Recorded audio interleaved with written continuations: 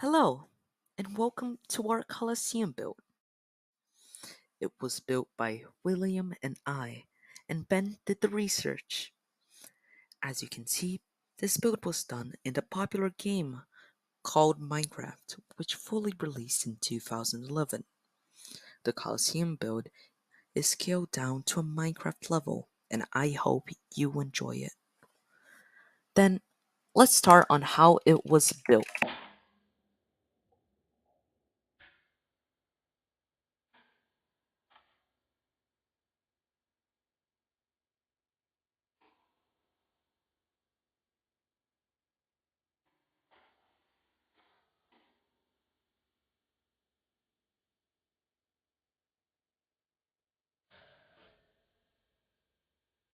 Construction techniques used in the construction of the Colosseum were of very high quality, and the materials used in the Colosseum were very durable themselves, considering the building is still standing after so many centuries.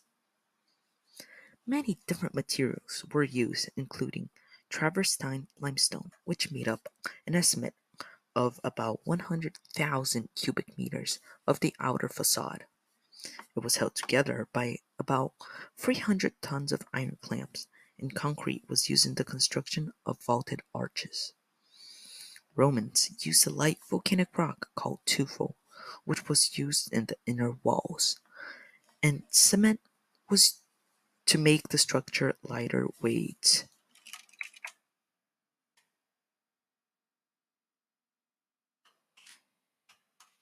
Here is the entrance of the Colosseum. In the past, it had 80 entrances and exits. 76 of them were numbered, just like these ones, and 4 of them were unnumbered.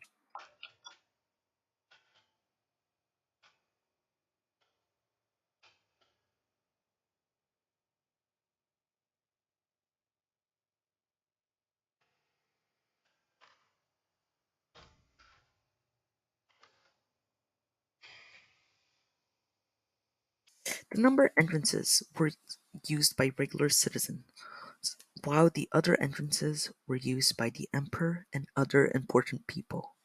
The unnumbered entrances were much grander as the unnumbered ones, as you can see.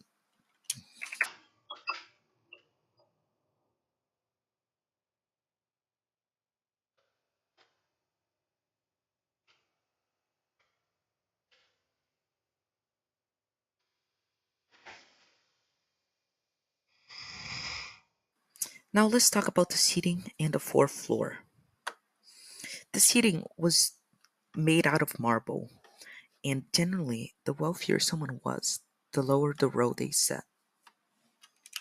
And on the fourth floor, as you can see, there is a plinth which were used to support the velarium, which is a retractable overhang that shielded the spectators from the sun and rain. It was made of canvas and it roughly covered two-thirds of the structure, and it was controlled by a team of sailors. Then we have the arena floor, which contains 5 inches of red sand to disguise the blood. Now we're moving to one of the most important parts of the Colosseum. It's called the hypogym.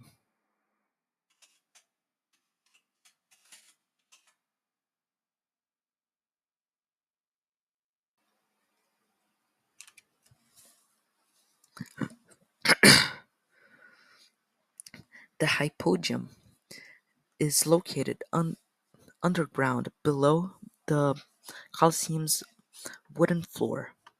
It was later added by Emperor Domitian, and it was a two-layer underground tunnel that contained all of the mechanisms for bringing animals and gladiators onto the arena. It also stored them until they were ready to fight. Here are the animals. Bears and cheetahs were used to for executions, and the goats were to be slain. And here are the horses for the races.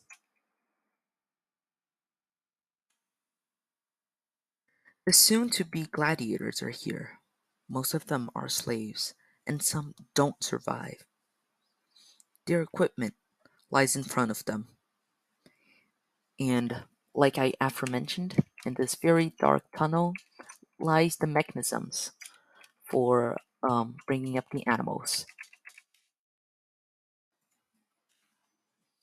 So, now William will be giving a tour of the part of the hypogeum where all of the mechanisms, such as trapdoors, lie.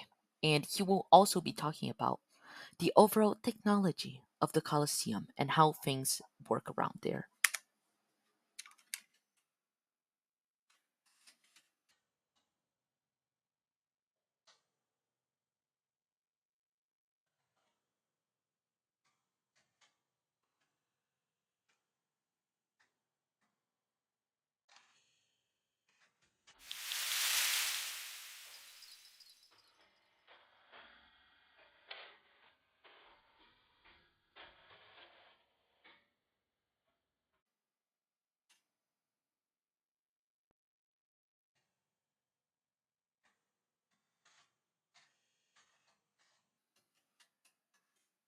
Technology used in the Colosseum was captured in a massive underground place called the Hypogeum, which was riddled with different notches and grooves, which were used for many purposes, such as inserting capstans, holding ramps, and animal cages.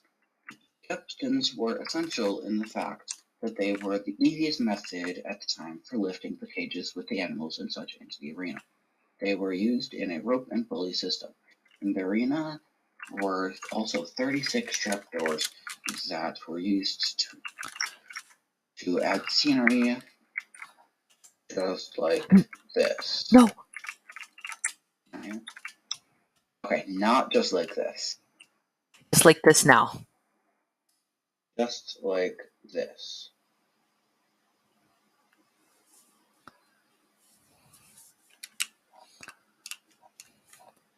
Yo.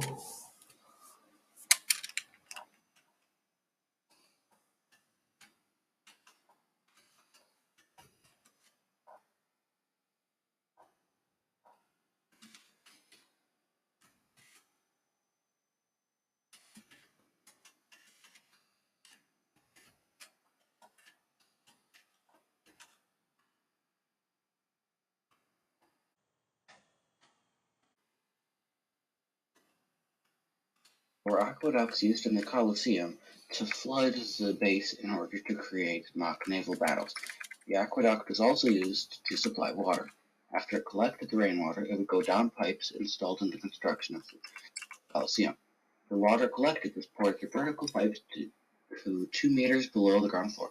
The Colosseum needed water fountains to quench the thirst of its spectators and to discourage the consumption of wine. Nobody knows how the water was provided, but some speculation that it came from 4 water towers outside of the Colosseum.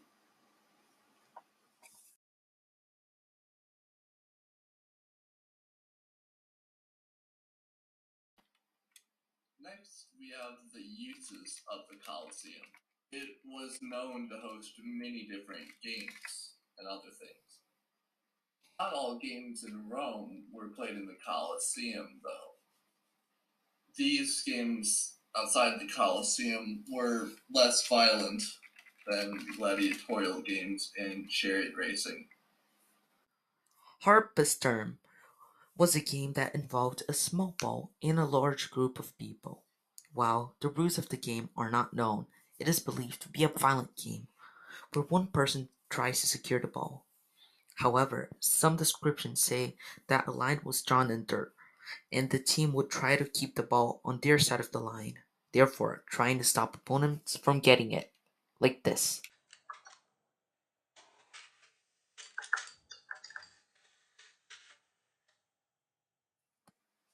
In the game Flawless, a leather ball would be hit either by the fist or the forearm in order to stop it from touching the ground. This is very similar to the sport of volleyball. This game was not seen as very respectable, however. as it was said that little boys and very old men could play it. Trigon was a game where three people would stand in a triangle and throw balls around to each other. They would throw multiple balls at a time, and each player would catch with their right hand and throw with their left. Well, let's play some Trigon then.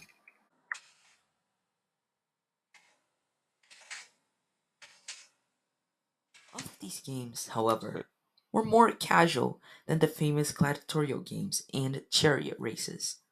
The gladiatorial games at the Colosseum had a variety of different sceneries and types. The most famous game was the standard man on man, where each person was equipped with weapons and varying levels of armor. And we will demonstrate it. Fight!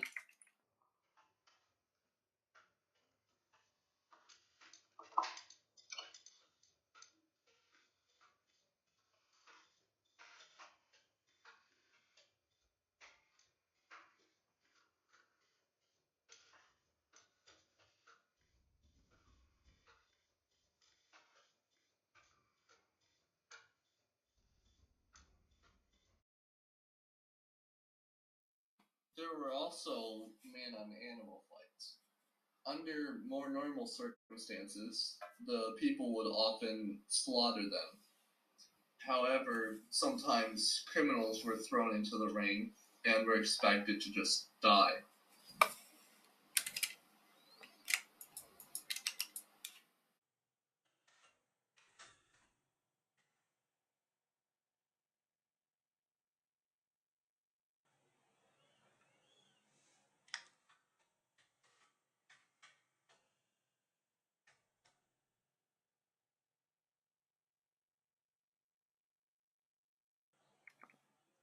The chariot races were staged in the Circus Maximus. They were similar to Greek chariot races, but one major difference was that the horses' reins were tied around the charioteer's wrist. This prevented them from running away after a crash. The gruesome sight of a person sliding on the ground being pulled by a horse increased the popularity of the sport. In the Colosseum, naumachia, or naval battles, would also take place.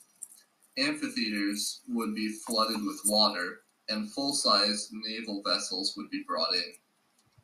The first naval battle in the Colosseum was ordered by Julius Caesar, and 4,000 rowers and 2,000 combatants, all of which were prisoners of war, fought to the death.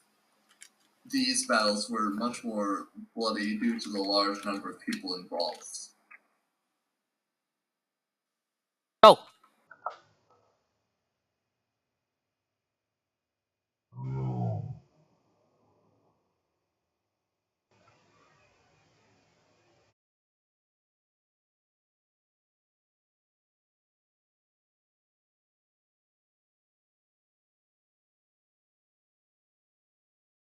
Thank you so much for watching, and we hope you enjoyed.